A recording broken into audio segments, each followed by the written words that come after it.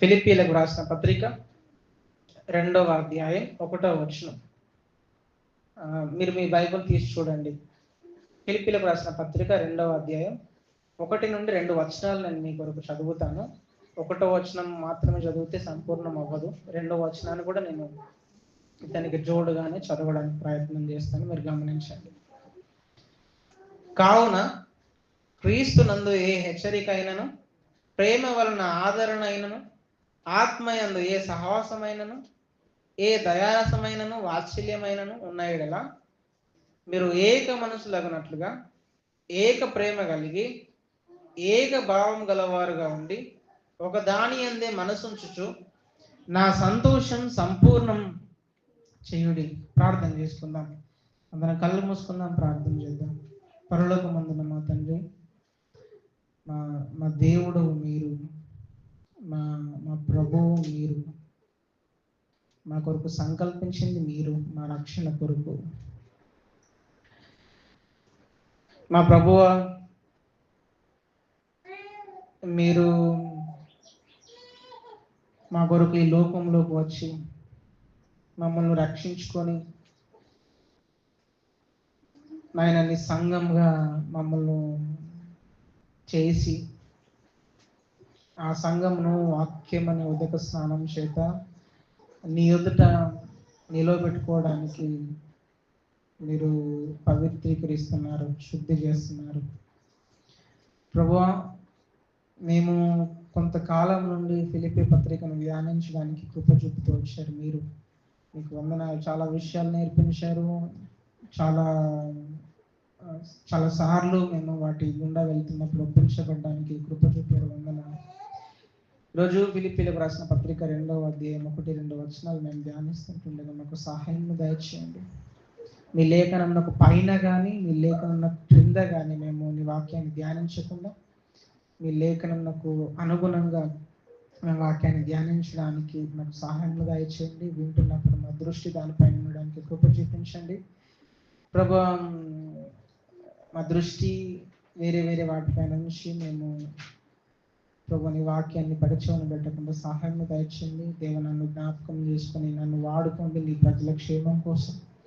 మేమందరం నీ లేఖనంలో చేత కడగబడ్డానికి ఒప్పించబడినట్లుగా సహాయం దయచేయండి. ఆయన మేము నేర్చుకుంటూ సంఘంగా క్షేమాభివృద్ధి వైపు వెళ్ళడానికి, మా ప్రభువా నీ పోలికలను మేము మారడానికి ఆత్మదేవ దయచేసి మమ్మల్ని నడిపించండి. మీ కాపుదలు, మీ నింపుదలను మాకు దయచేయమని యేసుక్రీస్తు నామములో ప్రార్థిస్తున్నాను తండ్రి. ఆమేన్, ఆమేన్. మనము ఇల్లు కట్టడానికి ఏమేమి అవసరం పడతాయి?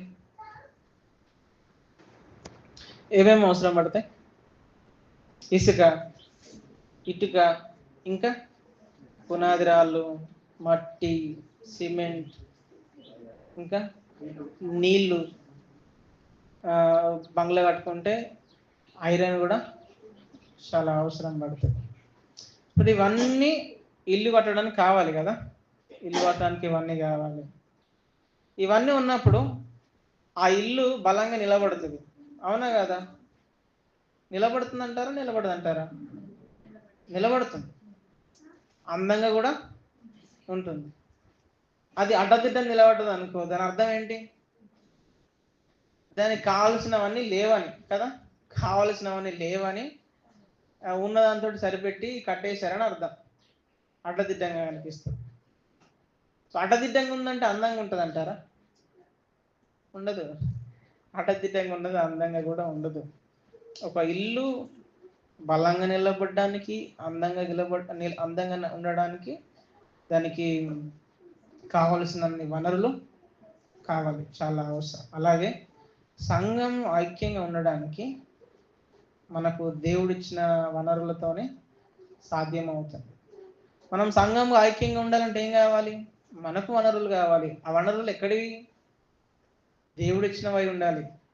ఆ వనరులతోనే మనం అందరం ఐక్యంగా ఉండడానికి కుదురుతుంది. ఆ వనరులు లేకపోతే ఏమవుతుంది? సంఘమైన కుటుంబమైన చిన్న భిన్నం అవుతుంది, ఆగమాగం అయిపోతుంది. ఈరోజు మనం సంఘ ఐక్యత కోసం దేవుడిచ్చిన వనరులు ఏంటో నేర్చుకుందాం. ఈరోజు మనం సంఘ ఐక్యత కోసం దేవుడు ఇచ్చిన వనరులు అనే దాని గురించి ఆలోచిస్తాం. ఈ 2వ అధ్యాయం 1వ అధ్యాయం 27-30 వచనాలు మొదలైన మాటల యొక్క కొనసాగింపుగా మనం చూడొచ్చు. పౌలు గారు 1వ అధ్యాయం 27వ వచనంలో మాట్లాడడం ప్రారంభిస్తాడు కదా, ఆ మాటల కొనసాగింపే ఈ 2వ అధ్యాయం. అందుకే 2వ అధ్యాయం 1వ వచనంలో కావున అనే మాటతో ఈ 2వ అధ్యాయం స్టార్ట్ అయినట్లుగా మనం చూడొచ్చు. ఇక్కడ పౌలు గారు బయట నుండి ఫిలిప్పి సంఘానికి ఎదురవుతున్న సమస్యల గురించి ఆయన ఏమంటాడంటే, నేను వచ్చినా రాకపోయినా, నేను మీ దగ్గరకు వచ్చినా రాకపోయినా మీరు ఏ విషయంలో బెదరొద్దు, మిమ్మల్ని ఇబ్బంది పెట్టే వారికి మీరు బెదరకుండా ఒక్క భావంతో ఒక్క మనసుతో మీరు సువార్త కోసం పోరాడుతున్నారని నేను వినేటట్లుగా మీరు యేసయ్యకు తగినట్లుగా జీవించండి, ప్రవర్తించండి. మీరు ఇట్లా జీవించారు అనుకోండి, మీరు ఇట్లా ప్రవర్తించారు అనుకోండి, ఎవరైతే మిమ్మల్ని ఇబ్బంది పెడుతుర్రో అది వాళ్ళ నాశనానికి సూచనగా ఉంటుంది. మీరు యేసయ్యకు తగినట్లుగా జీవించారు అనుకోండి, యేసుక్రీస్తు సువార్తకు తగినట్లుగా మీరు ప్రవర్తించారు అనుకోండి, మిమ్మల్ని ఇబ్బంది పెట్టేవారికి అది నాశనం అయితే మీకు అది రక్షణగా ఉంటుంది. ఇది దేవుని నుండి వచ్చిందన్న మాట చెప్తాడు. తర్వాత ఏమంటాడనంటే, మునుపు నాకు శ్రమలు కలిగాయి, నాకు హింసలు కలిగాయి అన్న విషయం మీరు విన్నారు కదా, మీరు చూసిరు కదా. అవే శ్రమలు, అవే పోరాటాలు మీకు కూడా కలిగాయి. ఇవన్నీ చెప్తూ కేవలం నాకు కలిగినాయి మీకు కలిగినాయి అని ఆయన మాట దాటేయకుండా, యేసు ప్రభువులో విశ్వాసం ఉంచడానికి దేవుడు ఎట్లా అవకాశం ఇచ్చాడో ఆయన కోసం శ్రమ పడడానికి కూడా మనకి అట్లే అవకాశం ఇచ్చాడు అన్న విషయాన్ని ఇక్కడ సంఘంతో మాట్లాడి వాళ్ళని బలపరచడం మనం చూస్తాం. తర్వాత ఇప్పుడు ఏమంటాడంటే, ఇంతకుముందు ఏం మాట్లాడిండు, ఫిలిప్పి సంఘానికి బయట నుంచి వస్తున్న సమస్యల గురించి వాటిని ప్రోత్సహించడం చూస్తాం. అవి 1వ అధ్యాయం 27-30 వచనాల్లో మనం చూస్తాం. ఇప్పుడు 2వ అధ్యాయం ప్రారంభంలో ఏమంటాడు, కావున ప్రారంభించి ఏమంటాడు అంటే, ఇప్పుడు సంఘం లోపల చూస్తున్న సమస్యల గురించి మాట్లాడడం ప్రారంభిస్తాడు కదా. సంఘం లోపల ఉన్నటువంటి సమస్యల గురించి ఆయన మాట్లాడుతూ ఆయన ఏమన్నా కావున అని ప్రారంభిస్తాడు. కాబట్టి మీరు యేసుక్రీస్తులో ఏదైనా ప్రోత్సాహం మీరు పొందుకుంటే, ఆయన ప్రేమ వల్ల మీకు ఓదార్పు కలిగి ఉంటే, ఆయన ఆత్మ వల్ల మీరు సహవాసంలోకి వచ్చి ఉంటే, మీరు సహవాసం కలిగి ఉంటే, మీరు ఆయనలో అనురాగాన్ని కరుణను మీరు అనుభవించి ఉంటే, అవి మీ జీవితంలో ఉండి ఉంటే, మీరు ఒక్క మనసుతో ఒక్క ప్రేమతో ఒక్క భావంతో మీరు ఉండండి. మీరు అట్లా ఉండడం వల్ల నేను మిమ్మల్ని బట్టి సంతోషపడతాను, అది నా సంతోషానికి కారణమవుతుంది. మీరు ఒక భావంతో ఒక మనసుతో ఒక ప్రేమతో మీరు జీవించడం వల్ల, మీరు ఉండడం వల్ల నా సంతోషం సంపూర్ణమవుతుందని పౌలు గారు ఇక్కడ మాట్లాడడం మనం చూడొచ్చు. రండి, ఫిలిప్పీలకు రాసిన పత్రిక 2వ అధ్యాయం 1వ వచనాన్ని నేను మీకు ఒక చదువుతాను, మీరు శ్రద్ధగా గమనించడానికి ప్రయత్నం చేయండి. కావున క్రీస్తునందు ఏ హెచ్చరిక అయినను అంటాడు కదా, కావున క్రీస్తునందు ఏ హెచ్చరిక అయినను అని ప్రారంభిస్తాడు. ఆ తర్వాత 2వ వచనంలో ఆయన ఏమంటాడనంటే, మీరు ఏక మనస్సు కలుగునట్లు ఏక ప్రేమ కలిగి, మీకు క్రీస్తులో ఏదైనా హెచ్చరిక అయినా ఉంటే, హెచ్చరిక అన్నప్పుడు ఇక్కడ ప్రోత్సాహం అని వాడుతూ వచ్చారు. మీరు క్రీస్తునందు మీకు ప్రోత్సాహం అంటే మీరు ఒక్క మనసుతో ఉండండి, ఒక్క ప్రేమతో ఉండండి, ఒక భావం కలిగి మీరు జీవించండి అని ఇక్కడ పౌలు గారు ఈ 2 వచనాలు చెప్పడం మనం చూస్తాం. ఇక్కడ క్రీస్తునందు ఏ హెచ్చరిక అయినను అని వాడినప్పుడు గ్రీక్ భాషలో ఏమని వాడుతూ వచ్చారంటే పారాక్లైసిస్ అని వాడుతూ వచ్చారు. పారాక్లైసిస్ అని వాడుతూ వచ్చారు. దానికి అర్థం ఏంటంటే, దుఃఖంలో ఉన్న వారిని ప్రోత్సహించడం, దుఃఖంలో ఉన్న వారిని ఓదార్చడం, దుఃఖంలో ఉన్న వారిని ఆదరించడం. దాని అర్థం అది, ప్రోత్సహించడం, ఓదార్చడం, ఆదరించడం. ఇక్కడ పారాక్లైసిస్ అనే మాటను యోహాను సువార్త 15వ అధ్యాయం 16వ వచనం తర్వాత 26వ వచనంలో యేసు ప్రభు వారు ఇది పరిశుద్ధాత్మ దేవునికి ఆయన చేసే పరిచర్యకు ఉపయోగించారు. ఈ మాటను పరిశుద్ధాత్మ దేవునికి ఆయన చేసే పరిచర్యకు ఉపయోగించారు. ఇక్కడ మనం సరిగ్గా ఆలోచిస్తే ఈ మాటను పౌలు గారు ఉపయోగిస్తున్నప్పుడు ఆయన ఏం చెప్తున్నాడు?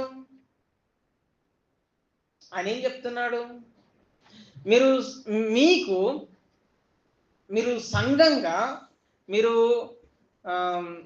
ఐక్యతలో మీరు ఉండడానికి, మీరు సంఘంగా ఒకటిగా మీరు ఉండడానికి, ఒక్క మనసుతో మీరు ఉండడానికి, ఒక్క భావంతో మీరు ఉండడానికి, ఒకే ప్రేమలో మీరు ఎదగడానికి దేవుడు మీకు ఇచ్చిన వనరు ఏంటో తెలుసా? మీకు ఇచ్చిన వనరులు ఏంటో తెలుసా? ఇదిగో యేసుక్రీస్తులో ప్రోత్సాహం అన్న మాట ఇక్కడ ఆయన చెప్పడం మనం చూడొచ్చు. విశ్వాసులు క్రీస్తు ఒక్కటవ్వడం ద్వారా ఆయన కృపను వాగ్దానాన్ని పొందుకుంటారు.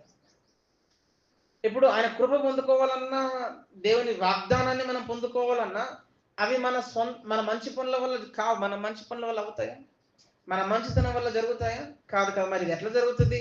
శిలువపై యేసుక్రీస్తు ప్రభు వారు చేసిన పని ద్వారా, ఆయన పని ద్వారా మనకేం కలిగింది? ఆయన కృపను మనం పొందుకున్నాం, ఆయన వాగ్దానాన్ని మనము పొందుకున్నాం. ఇప్పుడు ఈ కృపను, ఈ వాగ్దానం మనం ఎట్లా అనుభవిస్తున్నాం? మనకి నిరంతరం ఎప్పటికీ ఎల్లప్పుడూ ఒక ఉత్తరవాది ఉన్నాడు, ఒక యాజకుడు ఉన్నాడు. ఆయన మనకు ఉత్తరవాదిగా ఉంటూ మన కొరకు యాజకత్వం చేస్తున్నాడు దేవుని ఎదుట, మన కొరకు మాట్లాడుతున్నాడు దేవుని ఎదుట. ఆయన వల్ల ఆ కృపను మనం అనుభవించగలుగుతున్నాం, ఆ వాగ్దానమును మనం అనుభవించగలుగుతున్నాం. ఇది ఎట్లా సాధ్యమైంది అంటే యేసుక్రీస్తు ప్రభు ద్వారానే కదా.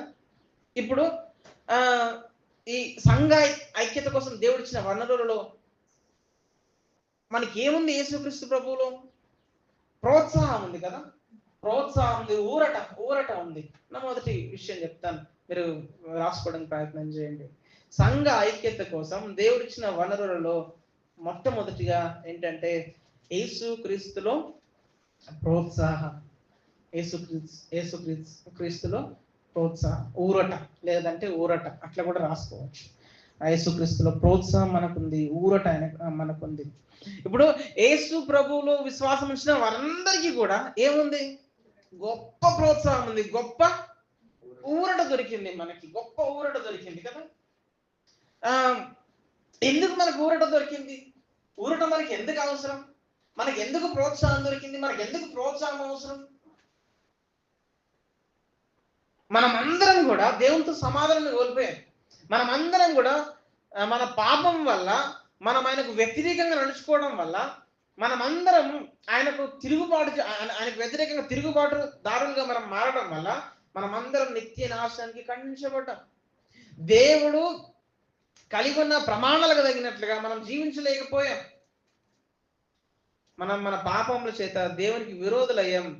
అది మాత్రమే కాదు, ఏ పాపం ద్వారా దేవునికి మనం వ్యతిరేకంగా మారామో అదే పాపం వల్ల మనం ప్రతిరోజు మోసగించబడుతున్నాం. ఆ పాపం మనల్ని బంధించింది. ఆ పాపం మనకు దేవునికి మధ్య అడ్డుగోడగా ఉంది. ఆ పాపం మనల్ని దేవుని దగ్గరికి వెళ్ళకుండా చేస్తుంది. అందుకే రోమీయులకు రాసిన పత్రిక 3వ అధ్యాయం 10-11 వచనంలో చూస్తాం, నీతిమంతుడు లేడు, ఒక్కడు లేడు. దాని తర్వాత అంటాడు, వెతుకువాడును లేడు అంటాడు కదా. ఒక్కరు కూడా లేరు. ఎవరిని వెతికేవారు? దేవుని వెతికేవారు లేరు. ఎందుకు? ఆ పాపం ఆయన చేరుకోకుండా మనల్ని నిస్సహాయ స్థితిలో ఉంచింది, చాతగాని స్థితిలో ఉంచింది. ఏది? పాపం. ఆ పాపము ఆయన చూడకుండా మనకు అడ్డంగా వచ్చింది. ఏది? పాపం. ఆ పాపం మనల్ని మోసగిస్తుంది. ఆ పాపం మనకు తీయదనాన్ని ఇస్తుంది. అదే పాపం మనకి ఆ తీయదనాన్ని ఇస్తూ మనల్ని మెల్లిమెల్లిగా మోసగిస్తుంది. అయితే ఏం జరిగింది? సాక్షాత్తు యేసుక్రీస్తు ప్రభు వారే మన కొరకు ఈ లోకంలోనికి రావడం వల్ల ఆయన మన కొరకు పరిపూర్ణమైన జీవితాన్ని జీవించి పరిపూర్ణమైన మానవునిగా దేవునిగా కలవరి శిలువలో మనందరి పాపముల నిమిత్తం ఆయన బలిగా అర్పించడం ద్వారా ఆయనను నమ్మిన వాళ్ళందరికీ కూడా ఏం దొరికింది? ఇప్పుడు గొప్ప ఊరట దొరికింది, గొప్ప ప్రోత్సాహం దొరికింది. భాగమాగం అవ్వాల్సిన అవసరం లేదు కదా. గొప్ప ఊరట అంటే నీకేం అర్థమవుతుంది? ఊరట అంటే ఏంటి? అప్పటిదాకా గొప్ప సందిగ్ధం కదా, సతమతం అవుతారు. మీరు ఎటు వెళ్ళకుండా ఒక చోట ఇరుక్కొని పోయారు. ఒక భయంకరమైన భారాన్ని మోస్తున్నారు కదా, మీరు భయంకరమైన భారాన్ని మోస్తున్నారు. మీ హృదయంలో నెమ్మది లేదు, సమాధానం లేదు, మీ మనస్సాక్షితో సమాధానం లేదు, ఇతరులతో సమాధానం లేదు, దేవునితో సమాధానం లేదు. అన్ని విధాలుగా పాపం వల్ల ప్రతిరోజు నష్టాన్ని మీరు చవి చూస్తున్నారు. ప్రతిరోజు ఆ పాపం మూలంగా మీరు ఇబ్బందికి గురవుతారు. అంత పెద్ద ఇబ్బందుల నుండి, అంత పెద్ద ప్రయాసం నుండి, అంత పెద్ద భారం నుండి, అటువంటి దౌర్భాగ్యపు స్థితి నుండి మనకేం దొరికింది? యేసు ప్రభువుని నమ్మడం వల్ల ఊరట దొరికింది కదా. ఇప్పుడు ఈ ఊరట అంటే మీకు అర్థం కావడానికి మంచిగా చెప్తాను. మన వీప్ మీద ఒక 2 క్వింటాల వస్తుంది అనుకుందాం. మొయలే మనకు అంత సాత కాదు, బట్ ఉందనుకుందాం 2 క్వింటాల వస్తుంది. పుట్టినప్పటి నుంచి అది అట్లే ఉంది మన వీప్ మీద బస్తా. యేసు ప్రభువుని నమ్మడం వల్ల ఏమైపోయింది? అబ్బా ఎంత తేలికను కదా, చాలా తేలిక అయిపోయింది. మనకు ఊరట దొరికింది ఆయన. అందుకే రోమిలకు రాసిన పత్రిక 8వ అధ్యాయం 1వ వచనంలో అపోస్తలుడైన పౌలు గారు రోమ సంఘానికి మాటలు చెప్తాడు. క్రీస్తు యేసునందున్న వారికి ఏ శిక్షా విధియు, there is no condemnation in Christ అంటాడు. ఏ శిక్ష లేదు మనకి. ఇంకా ఆగమాగం కావాల్సిన పరిస్థితులు లేవు మనకి. అదే అపోస్తలుడైన పౌలు గారు కొరింథీయులకు రాసిన మొదటి పత్రిక 1:30లో ఇలా అంటాడు. ఆయన మూలంగా మీరు క్రీస్తు యేసునందున్నారు అన్నమాట చెప్తూ వస్తాడు ఆయన. మనము యేసు క్రీస్తునందు ఉండడం అంటే ఏంటి? ఆయనలో ఏ శిక్షా విధి లేదంటే ఏంటి? మనకు గొప్ప ప్రోత్సాహం, గొప్ప ఊరట అందించబడింది. ఈ మనకు అందించబడిన ప్రోత్సాహానికి, ఊరటకు కారణం ఏంటో తెలుసా? మనం అందరం యేసు క్రీస్తునందు ఉండడం, ఆయన యందు విశ్వాసం ఉంచడం. మనం యేసయ్యలో మనకు అందించబడిన ఊరటకు, ప్రోత్సాహానికి కారణం యేసు ప్రభు వారు కదా. కాబట్టి ఇప్పుడు మనం సంఘముగా మనం ఏం చేయాలి? అంత గొప్ప ఊరట ఉంది, భారం ఏం లేదు. మన పైన ఏమైనా భారం ఉందా? భారం ఏం లేదు, ఊరట దొరికింది. ఇప్పుడు మనం ఏదైనా సమస్య ద్వారా సతమతం అవుతున్నామా? లేదు కదా. పాప సమస్య చేసి మనం సతమతం అవ్వట్లా. మనకు గొప్ప ప్రోత్సాహం ఉంది ఆయనలో. అంత ప్రోత్సాహము, అంత ఊరట మనకున్నప్పుడు మనం చేయాల్సిన పని ఏంటో తెలుసా? సంఘంగా మనం ఐక్యతను వెంటాడడం చేయాలి. ఐక్యతను వెంటాడడం పర్సూయింగ్ ది యూనిటీ, ఐక్యతను వెంటాడడం మనం చేయాలి. అదే పిలుపును సంఘానికి, ఫిలిప్పీ సంఘానికి పౌలు గారు ఇవ్వడం మనం చూస్తాం కదా. 1 నుంచి 27, 1వ అధ్యాయం 27-30 వర్షాల వరకు వాళ్ళకు బయట నుంచి వస్తున్న సమస్యల గురించి మాట్లాడుతూ, మీరు విశ్వాసం ఉంచడం దేవుడు ఇచ్చిన వరమే, మీరు శ్రమ పడడం దేవుడు ఇచ్చిన వరం అని వాళ్ళని ప్రోత్సహించాడు. ఇప్పుడు సంఘంలో చెలరేగుతున్న సమస్యల గురించి ఆయన ఏం మాట్లాడతాడంటే, అయితే క్రీస్తులో మీకు ఏదైనా ప్రోత్సాహం ఉంటే మీరు ఎలా ఉండండి అని చెప్తాడు. ఒక్క మనసుతో ఉండండి, ఆ ప్రేమలో మీరు ఒక్క భావంతో ఉండండి అన్నమాట పౌలు గారు చెప్పడం మనం చూస్తాం. ఆ పిలుపును వాళ్ళకి అందించడం మనం చూస్తాం. నన్ను ఇలా ప్రోత్సహించనివ్వండి మిమ్మల్ని. మనకు కఠినమైన పరిస్థితులు ఎదురవుతున్నప్పుడు, కృంగదీసే పరిస్థితులు మన చుట్టూ ముసురుకున్నప్పుడు, మనం నమ్మిన విశ్వాసానికి హింసించబడుతున్నప్పుడు, శ్రమ పడుతున్నప్పుడు, సంఘ సహవాసంలో కావచ్చు, కుటుంబంలో కావచ్చు, సమాజంలో కావచ్చు, మనల్ని ఆ వ్యక్తులు తప్పుడుగా అర్థం చేసుకుంటున్నప్పుడు కావచ్చు, సంఘంలో కావచ్చు, కుటుంబంలో కావచ్చు, బయట కావచ్చు, సమాజంలో కావచ్చు, మనస్పర్ధలు కలుగుతున్నప్పుడు కావచ్చు, మనం అలసిపోయి సొలిసిపోయి ఏడుస్తున్నప్పుడు కావచ్చు, మన పేరును ఖరాబ్ చేస్తున్నప్పుడు కావచ్చు, మన పేరును మొత్తం నాశనం చేస్తున్నప్పుడు కావచ్చు, మనం నాశనం అవ్వాలని ఇతరులు మన పట్ల మాయోపాయాలు పన్నుతున్నప్పుడైనా కావచ్చు, కుయుక్తులు పన్నుతున్నప్పుడైనా కావచ్చు, పన్నాగాలు పన్నుతున్నప్పుడైనా కావచ్చు, మనం ఒకటి గుర్తుంచుకోవాలంటో తెలుసా? ఒకటి గుర్తుంచుకోవాలి, వీటన్నిటికంటే భయంకరమైన పాపపు స్థితి నుండి ప్రభు యేసుక్రీస్తు ద్వారా మనం అందరం రక్షించబడ్డాం. ఆయనలో మనకేముంది? గొప్ప ప్రోత్సాహం ఉంది, గొప్ప ఊరట.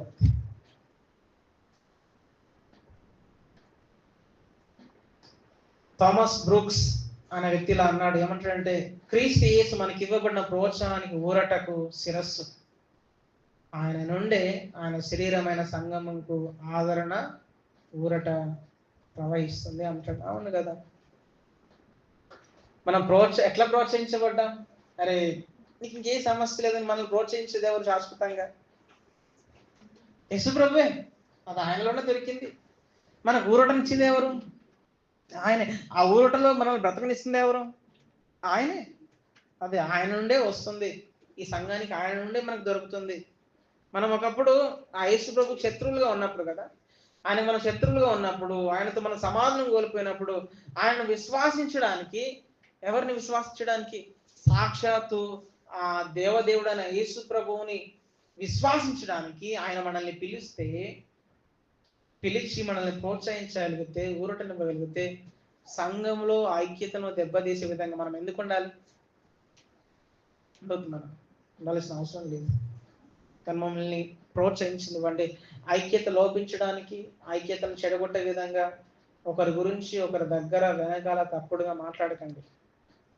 ఒకరిని తక్కువ చేసి మాట్లాడకండి. ఎప్పుడు ఒకరిని తక్కువ చేసి చూడకండి.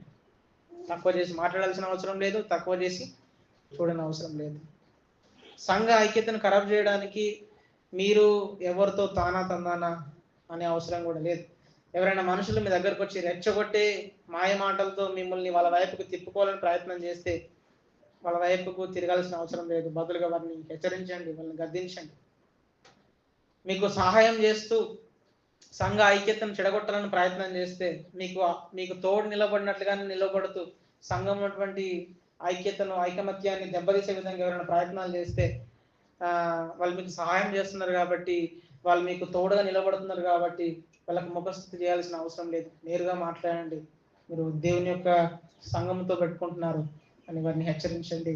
దేవుడు మిమ్మల్ని చూస్తున్నాడు, ఇది మీరు జ్ఞాపకం ఉంచుకోండి. ఇప్పటిదాకా మనం సంఘ ఐక్యత కోసం దేవుడు ఇచ్చిన వనరులలో మొదటిగా మనం ఏం చూసామంటే యేసుక్రీస్తుని ప్రోత్సాహం, ఊరట అని చూసాం. రెండవది చూద్దాం రండి. ఫిలిప్పీయులకు రాసిన పత్రిక 2వ అధ్యాయం 1వ వచనం మీరు అక్కడికి వచ్చి చూడడానికి ప్రయత్నం చేయండి. ఇప్పుడు అంటాడు, కావున క్రీస్తునందు ఏ హెచ్చరిక అయినను ప్రేమ వల్ల ఆదరణ అయినను అంటాడు కదా. ఇప్పుడు క్రీస్తు ప్రేమ ద్వారా మీకు ఆదరణ అనేది ఉంటే మీరు ఏమై ఉండండి? మీరు ఏక మనసుతో ఉండండి, ఏక ప్రేమతో ఉండండి, ఏకభావంతో మీరు ప్రవర్తించడం ద్వారా నా సంతోషం పరిపూర్ణమవుతుంది, సంపూర్ణమవుతుందని పౌలు గారు చెప్పడం మనం చూస్తాం. పౌలు గారు ఐక్యమత్యంలోనికి మీరు రండి, ఐక్యతలో మీరు ఉండండి అని పిలవడం మనం అక్కడ చూడవచ్చు. ఇక్కడ దేవుడు మనకు సంఘ ఐక్యతకి ఇచ్చిన మరొక వనరు ఏంటి? మరొక పనిముట్టు ఏంటి? మరొక సాధనం ఏంటంటే యేసుక్రీస్తు ప్రభు ప్రేమ వలన కలిగిన ఆదరణ. యేసుక్రీస్తు ప్రభు ప్రేమ వలన కలిగిన ఆదరణ. సంఘ ఐక్యత కోసం దేవుడిచ్చిన వనరులలో రెండవది ఏంటంటే యేసుక్రీస్తు ప్రేమ, ఆదరణ. సో మీరు ఎట్లా కూడా రాసుకోవచ్చు, యేసుక్రీస్తు ప్రభు ప్రేమ వలన కలిగిన ఆదరణ అని రాసుకోవచ్చు, యేసుక్రీస్తు ప్రేమ ఆదరణ అని కూడా మీరు గుర్తుంచుకోవచ్చు. మనం యేసయ్యను నమ్మి తిరిగి జన్మించిన రోజు నుండి, మనం యేసయ్యను నమ్మి తిరిగి జన్మించిన రోజు నుండి, లేదా తిరిగి జన్మించడం అంటే మనం రక్షించబడిన నాటి నుండి మనం అందరం దేనికి పాత్రులమయ్యాం? ప్రతి విశ్వాసి కూడా, మనమందరం కూడా దేవుని ప్రేమకు పాత్రులమయ్యాం. మనమందరం కూడా దేన్ని పొందుకున్నాం? యేసు ప్రభు వారి ప్రేమను పొందుకున్నాం. ఆ ప్రేమ మన హృదయంలో కుమ్మరించబడింది.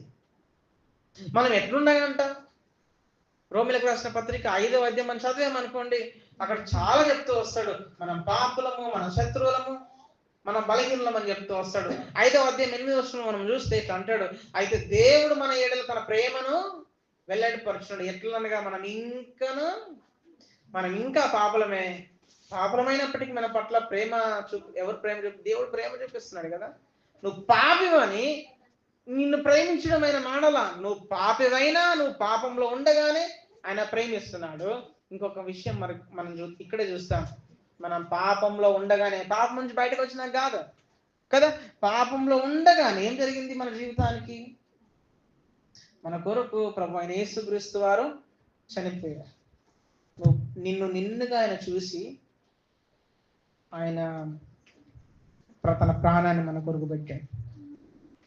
మనం ఇంకా పాపులుగా ఉండగానే క్రీస్తు మన కోసం చనిపోయాడు. మనం ఇంకా పాపులుగా ఉండగానే దేవుని ప్రేమ యేసుక్రీస్తు మరణం ద్వారా మనకు చూపించబడింది. మనం అందరం ఆ గొప్ప ప్రేమను పొందాం. ప్రేమను పొందాం. మనం ఏమైపోయామంటే మన పాపం వల్ల, మన పాపం బట్టి దేవుడు కలిగిన స్టాండర్డ్స్ కి తగ్గట్టుగా మనం జీవించలేకపోయాం. దేవునికి కొన్ని స్టాండర్డ్స్ ఉన్నాయి, కొన్ని హై స్టాండర్డ్స్ ఉన్నాయి, కొన్ని నీతి ప్రమాణాలు ఉన్నాయి. ఆ నీతి ప్రమాణాలకు తగ్గట్లుగా జీవించే విషయం మనం అందరం ఏమైపోయామో తెలుసా? ఫెయిల్ అయ్యాం. మనం అందరం ఫెయిల్ అయ్యి మనం ఎటువంటి స్థితిలో ఉన్నాము? మనము పతనపు స్థితిలో ఉన్నాం. పతనం వైపుకి వెళ్తున్నాం. మనము దేవుని నీతి ప్రమాణాలకు తగినట్లుగా జీవించే విషయంలో ఫెయిల్ అవడం వల్ల దేవుని ప్రేమను పొందుకున్నాం. దేవుని ప్రేమ వల్ల కలిగే ఆదరణకు కూడా మనం దూరం అయిపోయాం. కానీ ఏం జరిగింది ఇప్పుడు? ప్రభువైన యేసుక్రీస్తు ద్వారా ఆయన నీ కొరకు నాకు కల్వరి శిలువలో తన ప్రాణాన్ని అర్పించడం ద్వారా బలవంతం చేయలేదు ఆయన ఎవరు? ఆయననే స్వతహాగా వచ్చి, వాలంటీర్గా వచ్చి తన ప్రాణాన్ని పెట్టడం వల్ల ఆయన విశ్వాసం ఉంచిన వారందరికీ కూడా ఆయన ప్రేమ దక్కింది. ప్రేమ మాత్రమే దక్కల, ఆయన ప్రేమలో విశ్వాసించిన వారందరికీ కూడా ఏం దొరికింది? ఆదరణ దొరికింది, ఆదరణ లభించింది. ఈ ప్రపంచానికి తెలియని గొప్ప ఆదరణ అండి మనం దేవుని నుండి పొందాం. ఆ ప్రేమ మనల్ని ఓదారుస్తుంది, ఆదరిస్తుంది. ఆ ప్రేమ మనల్ని ఓదారుస్తున్నప్పుడు, ఆదరిస్తున్నప్పుడు మనం సంఘంగా ఐక్యంగా ఉండడానికి అదే ప్రేమ మనకు వీలు కల్పిస్తుంది. మనం అందరం ఉన్నాం కదా, రక్షించబడిన దేవుని ప్రజలుగా మనం ఉంటున్నప్పుడు, మనము ఆయన రక్తంలో కడగబడిన పిల్లలను మనం ఉంటున్నప్పుడు, మనం దత్తపుత్రులుగా మనం ఉంటున్నప్పుడు, ఆయన సంఘంలో ఆయన ద్వారా చేర్చబడిన వ్యక్తులుగా మనం ఉంటున్నప్పుడు చాలా జాగ్రత్తగా వినండి. మనం అందరము సిలువలో ఆయన చూపించిన ప్రేమను మనం చూసాం కదా, కనులారా ప్రేమను చూసాం. ఆ ప్రేమను చూడటంతో ఆగిపోలా. ఆ ప్రేమను చూసిన వాళ్ళందరూ ఆ ప్రేమను పొందుకున్నారు కదా, ఆ ప్రేమను పొందుకున్నారు. ఆ ప్రేమ వాళ్ళ హృదయంలో కుమ్మరించబడిందని బైబిల్ చెప్తుంది. కేవలం కుమ్మరించబడిందా? కాదు. ఒకప్పుడు పాపం వల్ల ఎటువంటి ఆదరణ లేకుండా మనం బ్రతుకుతూ వచ్చామో, ఈరోజు ఆ ప్రేమను చూడడం వల్ల, ఆ ప్రేమ మన లోపలికి అంటే మన జీవితంలో కుమ్మరించబడడం వల్ల, ఆ ప్రేమ మూలంగా మనకేం కలుగుతుంది? ఆదరణ కలుగుతుంది. మీకు ఇది అర్థం కావడానికి నేను ఇట్లా చెప్తాను, చాలా జాగ్రత్తగా ఉండండి. మీరు చాలా దుఃఖంలో ఉన్నారు, చాలా శ్రమలో కూడా మీరు వెళ్తున్నారు. మిమ్మల్ని మీ దగ్గరకు వచ్చి మీకు ధైర్యం చెప్పే వాళ్ళు ఎవ్వరూ లేరు. మీరు పొద్దుమాపు ఏడుస్తూనే ఉన్నారు, పొద్దుమాపు మీ సమస్యల గురించి ఆలోచిస్తూనే ఉన్నారు. కానీ అకస్మాత్తుగా ఒక వ్యక్తి ఎక్కడి నుంచో వచ్చి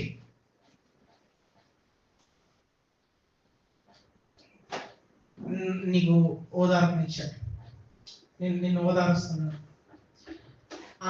ఆ ఓదార్పు మనకు అంటే ఆయన మనల్ని ఓదారుస్తూ ఉంటే మనం ఆదరణ పొందుతాం. ఆ టైంలో పొందాం.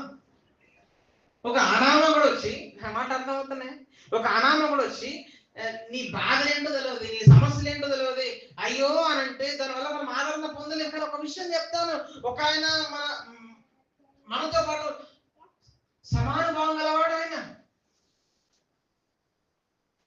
మనం వేటిని అనుభవిస్తున్నాం వాటన్నిటి కూడా ఆయన వెళ్ళినవాడు. ఆ ప్రభువే నీ దగ్గరకు వచ్చి తన ప్రేమను చూపించి ఆయన ఆదరిస్తున్నాడు. ఇంకా ఇట్లా మీకు చెప్తాను మంచిదండి. ఇద్దరు భార్య భర్తలు ఉన్నారు, వాళ్ళిద్దరికి ఒకరంటే ఒకరికి చాలా ఇష్టం, చాలా ప్రేమ. భర్త ఏదో సమస్య కూడా వెళ్తున్నాడు, తన జీవితంలో ఓదార్పు లేకుండా ప్రయాణం చేస్తున్నాడు. ఇప్పుడు భార్య నిజంగా తన భర్తను ప్రేమిస్తే ఆమె ఏం చేస్తుంది? వచ్చి ఆమె ప్రేమిస్తుంది కాబట్టి భర్త దగ్గరకు వచ్చి ఓదారుస్తుంది కదా. ప్రేమ లేని వాడు వచ్చి ఓదార్స్తే ఏ వ్యక్తి ఓదార్పు పొందడండి. ప్రేమ చూపించిన వాడు వచ్చి ఓదార్స్తేనే ఓదార్పు మనకు కలుగుతుంది. భార్య బాధపడ్డ కూడా ఆ భార్య పట్ల భర్తకి ప్రేమ ఉంటే ఆయన అదే చేస్తాడు. ప్రేమిస్తుంది కాబట్టి వెళ్ళి ఓదారుస్తాడు, ఆదరిస్తాడు. ప్రేమ వల్ల ఏం కలుగుతుంది? ఆదరణ. ప్రేమ లేకపోతే ఆదరణ దొరకడం సాధ్యపడదు. మీరు గమనించండి, మనం పాపంలో సతమతం అవుతున్నప్పుడు నిన్ను ఒక ఆయన ప్రేమించాడు. ఆయన నీ కోసం ఈ లోకంలోకి వచ్చాడు. ఆ ప్రేమ మూలంగా ఆయన నీకు నాకు ఆదరణ కలిగించాడు, గొప్ప ఓదార్పు కలిగించాడు. అట్లాంటి గొప్ప ప్రేమ మనకున్నప్పుడు, అటువంటి గొప్ప ప్రేమ వల్ల మనకు ఆదరణ ఓదార్పు ఉన్నప్పుడు వాటి వల్ల మనం సంఘంగా ఐక్యంగా ఉండడానికి మనం కృషి చేయాలి, ప్రయత్నం చేయాలి. రకరకాలైన పరిస్థితుల నుంచి మనం వచ్చాం కదా. నీ పరిస్థితి వేరు, నా పరిస్థితి వేరు. నీ నేపథ్యం వేరు, నా నేపథ్యం వేరు. మీ కుటుంబ జీవితం వేరు, మా కుటుంబ జీవితం వేరు. రకరకాల కుటుంబాల నుంచి, రకరకాల నేపథ్యాల నుంచి రకరకాలైన మనుషులు ఇక్కడ ఉన్నారు. సంఘంలో లేరా? ఇట్లా రకరకాలైన మనుషులు ఉన్నప్పుడు, రకరకాల కుటుంబాల నుంచి వచ్చినప్పుడు, రకరకాల పరిస్థితులు గుండా వచ్చినప్పుడు మనస్పర్ధలు ఉండడం సహజమే కదా. మనస్పర్ధలు ఉంటాయి. ఒక్కింట్లోనే మనస్పర్ధలు ఉంటాయి కదా.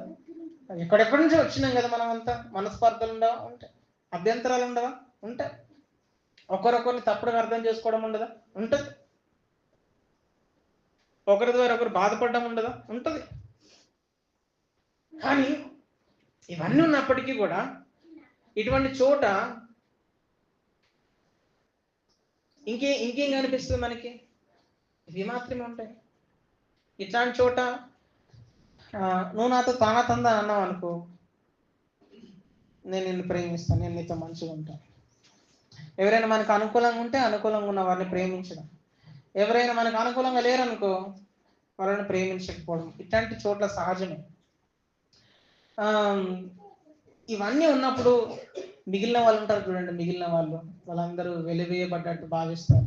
అయ్యో మమ్మల్ని ఎవరు పట్టించుకోవట్లేదు, డబ్బు ఉన్నోళ్ళు డబ్బు ఉన్నట్లే, వాళ్ళు ఒకటి, వాళ్ళ కులం వాళ్ళు, ఆ కులం మా కులం ఒకటి కాబట్టి వాళ్ళు ఒకటి కాబట్టి, వాళ్ళు డబ్బు ఉన్నోళ్ళు కాబట్టి వాళ్ళు బాగా చదువుకున్న వాళ్ళు కాబట్టి వాళ్ళు ఒకటి అనే విధంగా